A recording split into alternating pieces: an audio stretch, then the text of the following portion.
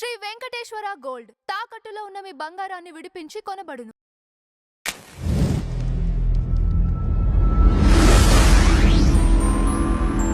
Sir నమస్కారం. శ్రీమాత్రే నమః. సార్, ఉగాది దగ్గరలో వస్తోంది. ఈ ఉగాదికి సంబంధించి ఎందుకు పర్టికులర్గా మనము కొన్ని నవగ్రహాలకి సంబంధించి కూడా కొన్ని పూజలు చేయాలి అంటారు? ఎందువల్ల? అలానే అసలు ఈ ఉగాదికి సంబంధించి చేయాల్సిన పూజలు ఏంటి? నియమ నిబంధనలు ఇవన్నీ కనుక చూసుకుంటే, ఫస్ట్ ఆఫ్ ఆల్ మనం ఈరోజు ఎందుకు చేసుకుంటున్నాం ఉగాది? ఫస్ట్ క్వశ్చన్, వేరే రోజు చేసుకోవచ్చు కదా అంటే, మీరు యాజ్ పర్ క్యాలిక్యులేషన్స్ పరంగా కూడా చూసుకుంటే సైంటిఫిక్గా మీరు సూర్యోదయం సూర్యాస్తమాల్లో తేడా ఉంటుందండి కామన్గా అయితే రోజు. కానీ మీరు ఉగాది రోజు కనుక చూసుకుంటే సూర్యోదయము సూర్యాస్తమము ఈక్వల్గా ఉంటాయి. అంటే రాత్రి పగలు ఈక్వల్గా ఉండే రోజు ఉగాది. ఎవ్రీ ఉగాదికి మీరు చూసుకోవచ్చు. ఆ రోజు మీరు పంచాంగం చూస్తే కనుక సూర్యోదయం ఎప్పుడుంది సూర్యాస్తమం ఎప్పుడుంది అనేటువంటి చూస్తే ఈక్వల్గా ఉంటుంది. పగలంటుందో ఇప్పుడు 16వ తేదీ అనుకోండి, ఈరోజు సూర్యోదయం 6:27కి స్టార్ట్ అయితే 6:22కి ఎండ్ అయిపోతుంది.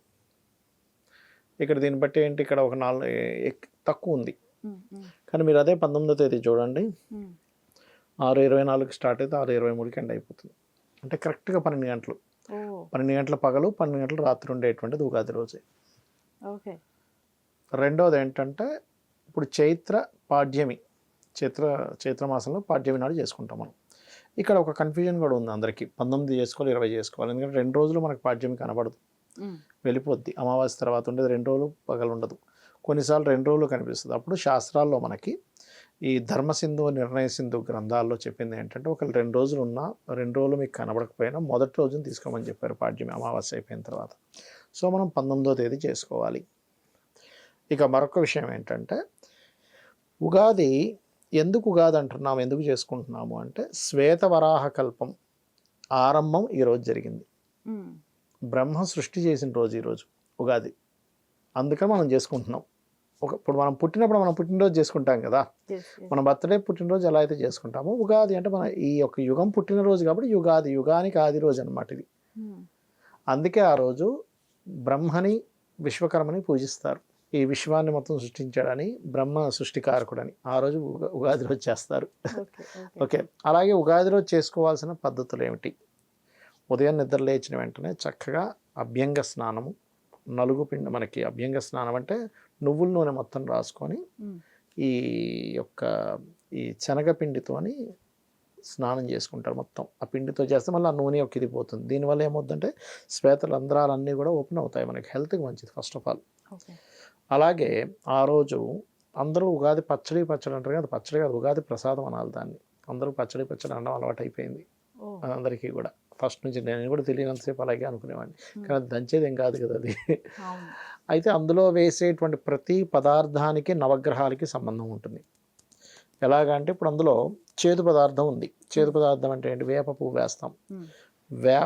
వేప పువ్వుకి అంటే చేదు పదార్థానికి ఎవరు కారకుడు అంటే, కుజుడు, శని, రాహువు, కేతువు కలిసిన కాంబినేషన్ వేప పువ్వు అనేది. అందుకే మనకి చూడండి, ఆ వేప పువ్వు వల్ల ఎన్ని లాభాలు ఉంటాయండి. వేప వల్ల ఎన్ని లాభాలు ఉంటాయి హెల్త్కి. ఇంకోటి ఏంటి, మనకి ఈ అన్ని రకాల టేస్ట్లు ఎందుకు తీసుకుంటామంటే, ఆ రోజు మన జీవితంలో అన్నీ ఉంటాయి, అన్నీ మనం యాక్సెప్ట్ చేయాలి. ఇది నేను షడ్రుచులు మనం యాక్సెప్ట్ చేయాల్సిందే అని చెప్పడం. ఒక్కొక్క స్థాయిని బట్టి ఒక్కొక్కరికి ఒక్కో రకంగా ఉంటుంది. సో ఆ 4 గ్రహాలు దాన్ని సూచిస్తే, ఉప్పు కూడా వేస్తాం మనం. వేప పువ్వు, ఉప్పుకి రుచి కారకుడు చంద్రుడు. దీనివల్ల ఏమవుతుందంటే, ఈ వేప తినడం వల్ల ఈ 4 గ్రహాల దోషాలు తగ్గుతాయి. ఉప్పు వేసుకోవడం వల్ల చంద్రదోషం అనేటువంటిది పోతుంది. అదేవిధంగా నెయ్యి కూడా వాడతారు అందులో, ఆవు నెయ్యి వేస్తాం ఆ యొక్క దాంట్లో. గురువు నెయ్యి కారకుడు, గురుగ్రహ దోషం పోతుంది, గురుగ్రహ బలం పెరుగుతుంది. అలాగే దాని తర్వాత పులుపు వాడతాం, పులుపుకి శుక్రుడు కారకుడు. మనం చింతపండు లేకపోతే నిమ్మకాయ పిండుతాం, తెలుసుగా మీకు, పులుపుకి. అదేవిధంగా తీపికి గురువు మళ్ళీ అగైన్ గురువు కారకుడు. అదేవిధంగా మిరియాలు మరియు మామిడి పండు. మిరియాలకి ఏంటంటే రవికుజుడు కారకుడు. మామిడి పండుకి ఏంటంటే, పండు అయితేనేమో ఉట్టి గురువు అవుతాడు, మామిడి కాయ వేస్తాం మనం పండు ఆ రోజు. కాబట్టి గురువు బుధుడు కారకుడు. ఈ గురుబుధుల కారకుడు మామిడికాయ వేసినప్పుడు ఏమవుతుందంటే, ఇప్పుడు చూడండి, మనం ఏదైనా ఒక విషయం ఎందుకు గొడవ జరుగుతుంది అంటే, ఒకళ్ళు చెప్పింది ఒకరు పూర్తిగా వినకపోవడం వల్ల జరుగుతుంది. గురుబుధ కాంబినేషన్ ఈజ్ ఒకళ్ళు చెప్పింది ఒకళ్ళు వినడం, ఒకళ్ళు చెప్పింది ఒకళ్ళు అర్థం చేసుకోవడం. 90% సమస్యలకి కారణం ఏంటంటే ఒకరు చెప్పింది ఒకరు వినకపోవడం, ఒకరు చెప్పింది ఒకరు అర్థం చేసుకోకపోవడం. అది ఆ గురుబుధుల యొక్క ఎనర్జీ వస్తుంది. కుజరవుల యొక్క ఎనర్జీ వల్ల ఏంటంటే వాళ్ళకి ఎనర్జీ ఇప్పుడు ఎలా అంటే కొన్ని గ్రహాల యొక్క బలం పెరగాలంటే కొన్ని పదార్థాలు తినాలి, ఆ గ్రహాల దోషం పోవాలంటే ఆ పదార్థాలని దానం ఇవ్వాలి. అందుకే మనకి నవధాన్యాలు ఉన్నాయి దానం ఇవ్వడానికి. ఈ రూపంలో ఎప్పుడైతే మనం స్వామివారికి ఈ పదార్థాలతో తయారు చేసిన ఈ ఉగాది ప్రసాదాన్ని స్వామివారికి నైవేద్యం పెట్టి మనం తీసుకుంటామో ఈ గ్రహాల యొక్క ప్రభావం పూర్తిగా మనకి పాజిటివ్గా పనిచేస్తుంది. అందుకని ఆ రోజు చేస్తారు. అయితే ఆ రోజు ఎట్టి పరిస్థితుల్లో ఈ ఉగాది యొక్క ప్రసాదం తీసుకునేటప్పుడు సూర్యోదయం నుంచి అంటే 6:23 అవుతుంది అనుకుందాం, 6:25 అవుతుంది అనుకుందాం, 3 గంటల లోపలే తీసుకోవాలి. ఇప్పుడు తెలియక చాలామంది మధ్యాహ్నం తర్వాత సాయంత్రం అర్ధరాత్రి తీసుకుంటారు. అలా తీసుకోకూడదని చెప్పింది శాస్త్రం. అంటే 7:30, 8:30, 9:30, 10 లోపల కంప్లీట్ చేసేసుకోవాలి. అంతేగాని ఎప్పుడో మధ్యాహ్నం ఎప్పుడో 2 గంటలకి అన్నం తిన్నాక నేను బయటికి వెళ్ళి వచ్చి సాయంత్రం తీసుకుంటాలే, ఇలా చేయకూడదు. అందులో ఇంకా రకరకాలు వేస్తారు, చెరుకు ముక్కలు వేసేవాళ్ళు ఉంటారు, కొబ్బరి ముక్కలు వేసేవాళ్ళు ఉంటారు, పర్లేదు. కానీ ఈ 6 ఈజ్ మస్ట్ అన్నమాట. మనకి చూడండి, మనకి శని యొక్క దోషాన్ని పోగొడతాయి మిరియాలు వేయడం వల్ల అట్లా.